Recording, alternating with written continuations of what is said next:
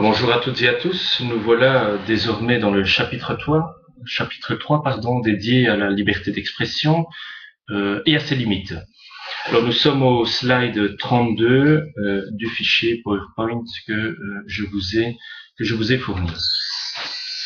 Alors la liberté d'expression, évidemment, c'est une liberté fondamentale extrêmement importante qui est consacrée au niveau européen par l'article 11 de la Charte des droits fondamentaux de l'Union européenne. Alors pour bien comprendre sa portée, je pense qu'il faut prendre un peu le temps de relire ce qu'on entend par liberté d'expression et donc relire cet article 11 qui nous dit que toute personne a droit à la liberté d'expression.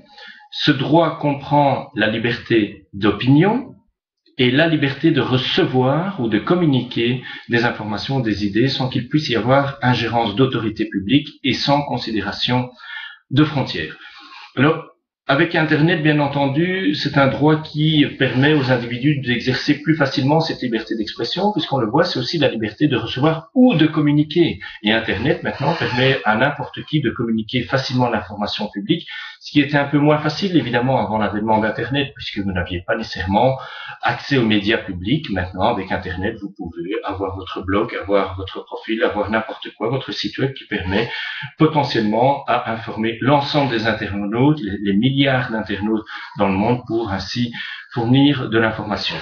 Alors, c'est une liberté fondamentale, extrêmement sacrée, qui est bien entendu un rempart utile pour pouvoir lutter contre les mécanismes de censure et notamment contre les mécanismes un peu totalitaires, dictatoriaux, qui ont parfois tendance notamment à bloquer certains sites web au motif que ces sites web donnent de l'information qui risque évidemment de porter atteinte ou en tout cas de dénoncer le régime totalitaire, le régime dictatorial de ces pays.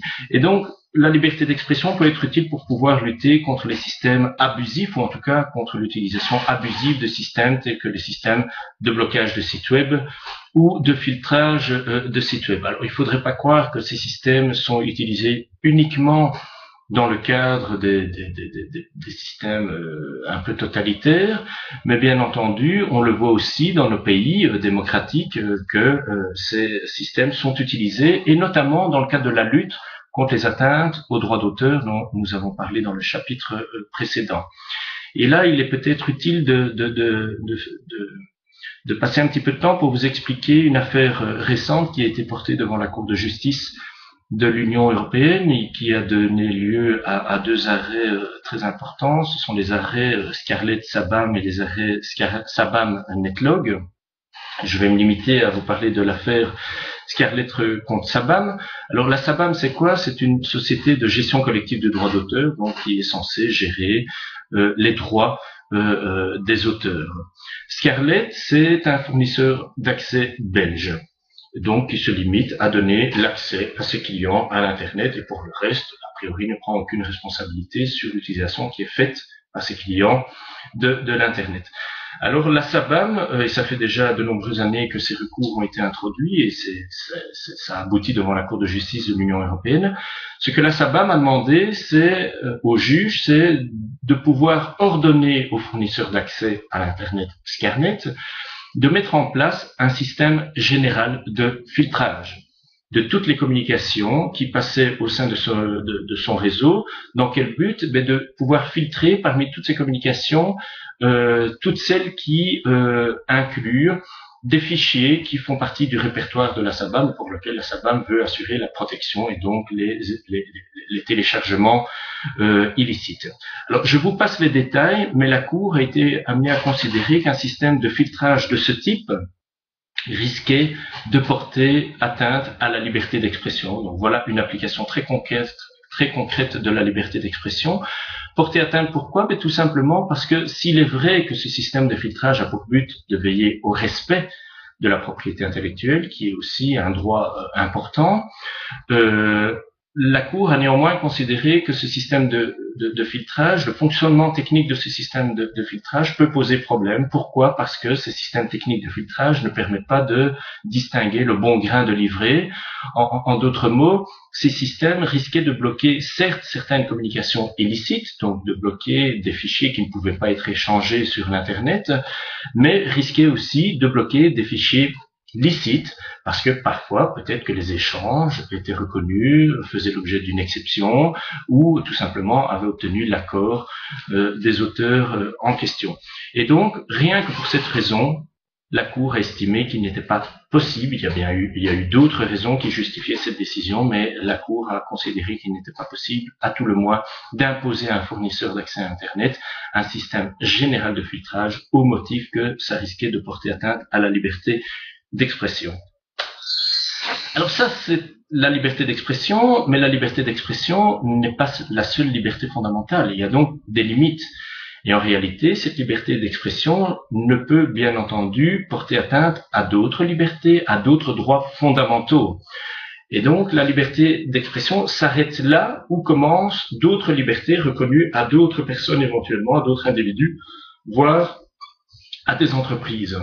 Et notamment, la liberté d'expression ne peut pas toujours être la bonne excuse pour porter atteinte notamment à la liberté de penser, à la liberté de conscience, à la liberté de religion, au principe qu'on ne peut pas faire de discrimination raciale.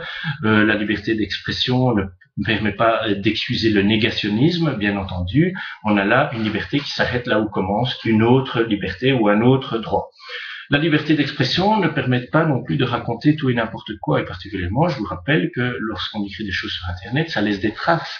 On ne dit pas des choses sur Internet, on écrit des choses sur Internet, et comme vous le savez, les paroles s'envolent, mais les écrits restent.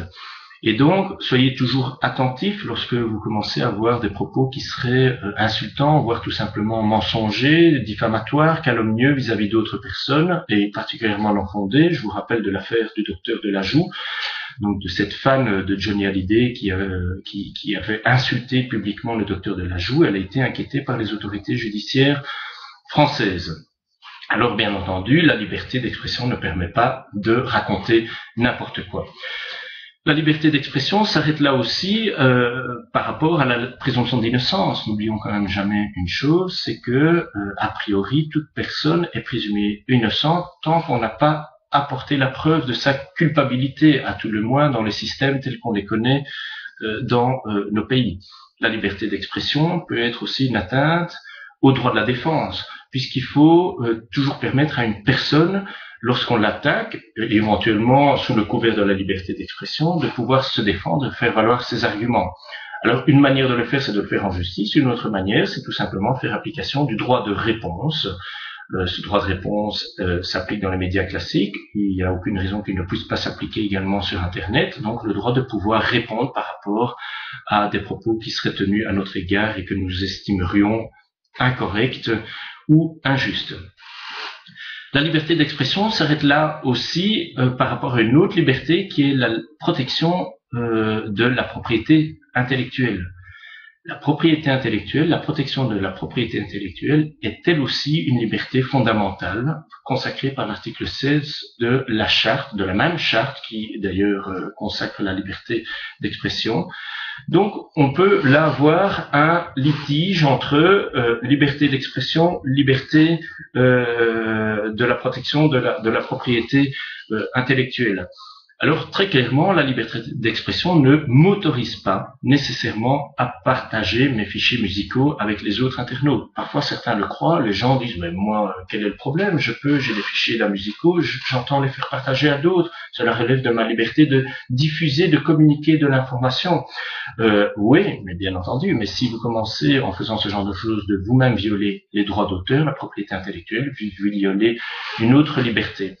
Alors, très récemment, la Cour européenne des droits de l'homme a refusé l'argument invoqué par les fondateurs du site Pirate Bay, bien connu, qui permettait aux internautes d'échanger toute une série de fichiers musicaux contrefaits. Alors, ils ont introduit un recours devant la Cour européenne des droits de l'homme en justifiant évidemment le site comme étant simplement une expression de la liberté d'expression. Ça a été très clairement refusé par les juges de la Cour européenne des droits de l'homme, estimant que la liberté d'expression ne permettait pas tout, et notamment ne permet pas une violation systématique caractérisée du droit d'auteur. Alors, la grande difficulté, bien entendu, ce sera pour un juge de faire application du principe de proportionnalité, puisque vous l'avez vu, lorsque deux libertés fondamentales ainsi sont en conflit. Il faut essayer de trouver le bon équilibre entre ces deux libertés fondamentales, et là, d'un juge à l'autre, cette appréciation pourra quelque peu changer vu le caractère subjectif. C'est un travail extrêmement difficile à faire, mais néanmoins, comprenez bien que la liberté d'expression ne permet pas tout, et vous voyez à tout le moins quelques limites que je viens de répertorier. Voilà pour le chapitre relatif à la liberté d'expression. Désormais, maintenant, je vous donne rendez-vous pour dans la prochaine vidéo, dans le cadre du chapitre 4, qui sera dédié à quelques questions liées à la responsabilité.